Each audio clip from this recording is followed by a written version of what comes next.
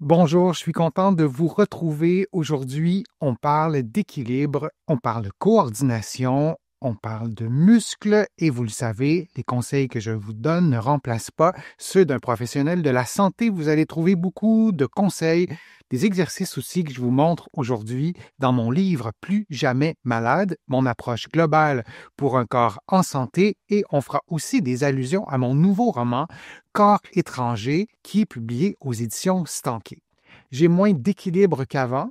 Comment savoir si c'est juste l'âge ou une maladie? Et là, il y a des zones grises, mais j'ai tellement de patients qui ont perdu un peu d'équilibre et qui se sont fait dire, ben, c'est à cause de l'âge, vous perdez de l'équilibre.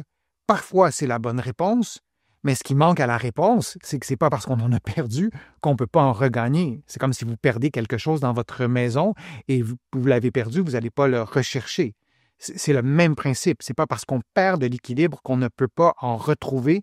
Là, je vous parle dans un contexte d'avancée en âge. Et si ici, c'est plutôt l'inverse, c'est pathologique. C'est intéressant aussi d'avoir des petites pistes d'analyse qu'on peut utiliser soi-même pour se guider, pour peut-être aussi se motiver à consulter. Parfois, on ne veut pas trop aller consulter, on ne veut pas trop savoir. Et parfois, c'est pour nous-mêmes, et parfois, c'est pour notre conjoint, notre conjointe, pour un proche, pour nos parents. Et donc, je consacre les prochaines minutes à répondre à cette question-là.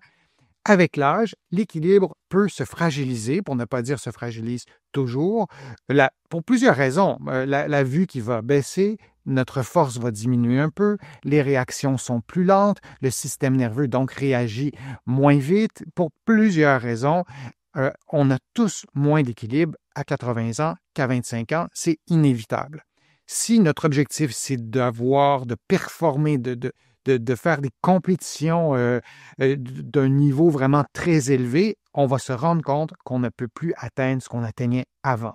Cela dit, dans la vie de tous les jours, on n'a pas besoin d'un niveau si élevé d'équilibre. Et donc, j'ai des patients qui, oui, ont perdu un potentiel d'équilibre, des patients de 80-90 ans, par exemple, mais l'objectif n'est pas d'avoir un niveau de performance athlétique pour notre équilibre. Donc, cliniquement, on observe des gains d'équilibre dans toutes les catégories d'âge. Il faut mettre plein de nuances aussi. On peut avoir une maladie, on peut avoir d'autres problèmes articulaires aussi qui feront en sorte que ça sera parfois plus compliqué, mais c'est important de faire cette nuance entre l'âge et les pertes d'équilibre. Mais théoriquement, techniquement, on perd tous un peu d'équilibre et plus on pense à des performances de niveau élevé, on en perd encore plus, évidemment. Dans une maladie comme l'ataxie, je vous en ai déjà parlé, qui est une maladie qui touche le cerveau, le cervelet, le système nerveux. On a des troubles qui sont liés, qui se manifestent par des troubles de la coordination, de l'équilibre, et ils sont souvent plus marqués.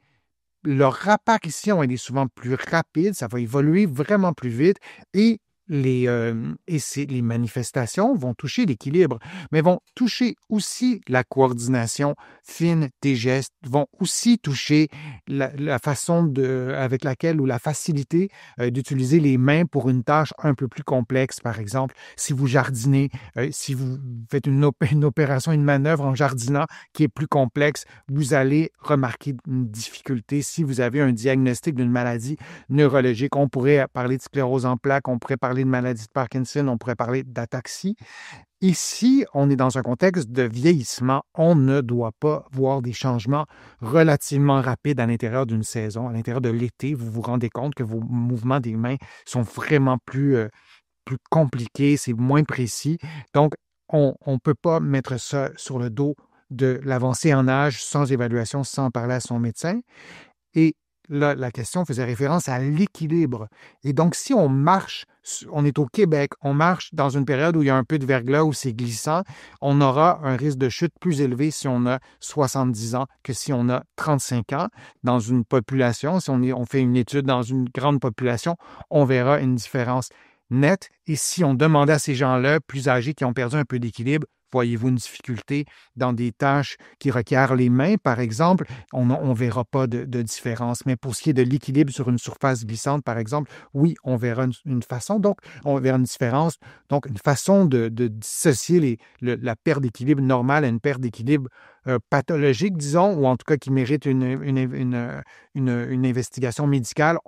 Cette perte d'équilibre va être accompagnée aussi de troubles, peut-être de la coordination. Alors oui, un examen médical complet incluant l'évaluation de la marche, de la coordination au sens très large du terme, permet de distinguer les pertes d'équilibre qui sont associées au vieillissement normal d'un trouble neurologique. Il y en a vraiment beaucoup des troubles neurologiques. Je n'ai pas la prétention aujourd'hui de résumer tout ça, ce n'est pas l'objectif, mais c'est vraiment de faire la part des choses entre le vieillissement normal et une maladie, une affection neurologique, alors une perte qui progresse. Vous voyez que ça progresse relativement rapidement. Vous avez besoin d'une évaluation. Quelques conseils vraiment tout simples. Ça, c'est important, ne jamais banaliser une perte d'équilibre récente ou qui s'aggrave rapidement. Et on a tendance à se dire, bon, ça va bien, ou ça fait parfois peut-être notre affaire un peu de se dire que c'est le vieillissement. Ne jamais banaliser ça. Il faut comprendre ce qui se passe. Et parfois, il y a des traitements. Ça peut être plusieurs causes. Hein. Ça peut être, à la limite, ça pourrait être des effets secondaires d'un médicament, par exemple. On doit comprendre ce qui se passe pour parfois même corriger ça à court terme pour ne pas avoir de problèmes secondaires liés à la perte d'équilibre. Si vous tombez, par exemple, il y aura des conséquences à moyen terme. Un exercice que vous pouvez faire, un test de dépistage, et on évalue, on teste plusieurs choses dans les appareils qu'on utilise dans notre maison, notre voiture, et on le fait très peu avec notre corps. Ça peut être intéressant aussi de faire des tests de dépistage. Si vous faites des exercices régulièrement, vous êtes plusieurs sur ma chaîne à faire des exercices thérapeutiques ou des exercices de l'activité physique régulièrement. Ça peut être intéressant de faire ce test-là qui est vraiment tout simple. Donc, debout, les talons, les pieds joints, mains sur les hanches, vous fermez les yeux, vous tenez la position 10 secondes. Si vous n'avez pas un bon équilibre, vous vous placez toujours en près d'un appui au besoin. Tous les conseils que je vous donne sur ma chaîne liés à l'équilibre, vous les faites. Et quand c'est des tests ou des exercices, vous faites tout ça dans un environnement sécuritaire et vous devriez être capable de tenir 10 secondes. Et si vous n'êtes pas capable, ce n'est pas la fin du monde, mais si vous étiez capable il y a un mois et vous n'êtes plus capable aujourd'hui et dans un mois, c'est encore plus difficile, c'est cette accélération-là qui n'est pas normale et qui mérite d'être examinée, d'être évaluée par des professionnels de la santé qui s'y connaissent. Un autre test de dépistage, vous tenez un bâton et avec les deux mains, et vous tenez votre équilibre sur un pied. Vous devriez être capable de tenir au moins 5 secondes, idéalement 10 secondes. Le fait de tenir un bâton avec les deux mains, ça facilite un peu l'exercice.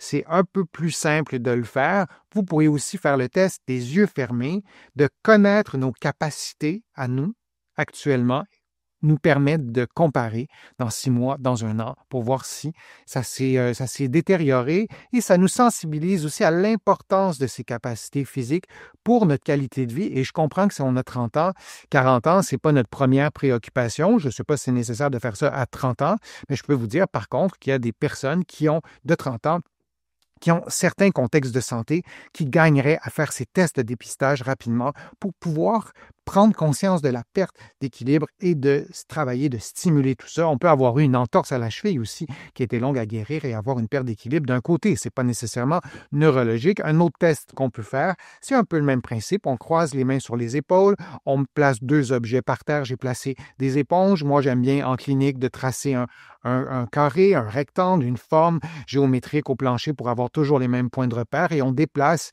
l'objet, les éponges avec un pied pendant qu'on est en équilibre sur l'autre pied et le fait de distraire notre regard sur l'objet, les éponges, fait en sorte d'augmenter un peu le niveau de difficulté parce qu'on ne peut pas uniquement se concentrer sur l'équilibre puisqu'il faut déplacer les objets à un point précis, en l'occurrence dans le coin droit ou gauche du carré qui est tracé au sol avec du ruban. Et un autre exercice qui est relativement simple, exercice ou test de dépistage, marcher sur place. Et vous avez remarqué que les premiers pas que j'ai faits sur place se font de faible amplitude. Je lève presque pas le pied. Et plus j'avance dans l'exercice, plus je lève les genoux plus haut. Et là, vous pouvez adapter, oui, tout ça à vos capacités physiques et la fin du mouvement. Là, je le fais vraiment au ralenti pour vous permettre de voir. Je vais lever le genou beaucoup plus haut. C'est beaucoup plus difficile aussi quand on le fait très lentement et on devrait être capable de le faire rapidement, lentement, de contrôler la vitesse. Si vous vous rendez compte que la vitesse que vous souhaitez avoir n'est pas celle qu'on voit, là aussi, il faut comprendre pourquoi et de faire le test, comme vous le voyez, amplitude différente, vitesse différente, et lorsque vous levez le pied plus haut, vous le levez aussi plus longtemps. Votre pied d'appui est seul au sol durant une plus longue durée et c'est donc plus difficile de tenir l'équilibre parce que vous serez plus longtemps en appui unipodal sur un seul pied. Ce sont des tests de dépistage.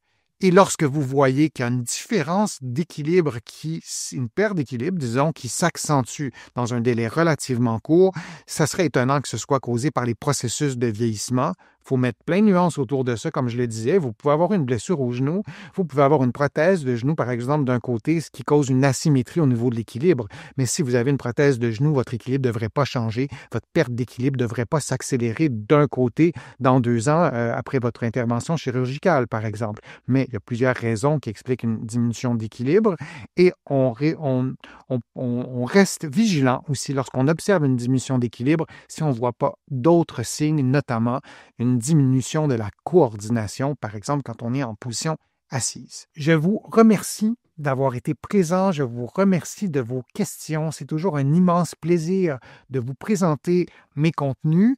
Vous allez trouver beaucoup d'informations aussi sur mon site web, le www.denisfortier.ca. Vous pouvez vous abonner gratuitement à l'infolettre aussi. Il y a l'infolettre hebdomadaire, il y a des infolettres aussi thématiques. Vous allez trouver beaucoup d'informations dans mes livres, notamment mon livre Plus jamais malade, mon approche globale pour un corps en santé. J'ai écrit d'autres livres en plus que de mon roman Corps étranger, des livres sur les douleurs au dos, sur le vieillissement, sur la marche. Je vous invite à aller consulter et ça me fait toujours plaisir de lire vos commentaires de lecture, vos questions aussi et j'essaie de répondre à un maximum de questions sur ma chaîne ici dans les commentaires et parfois en direct lors de mes vidéos. Donc merci beaucoup, merci pour vos contributions aussi, vous le savez, sans elles, je ne pourrais pas continuer à vous offrir autant de nouveaux contenus. Je suis Denis Fortier, je vous dis à une prochaine fois, à une prochaine vidéo, à bientôt.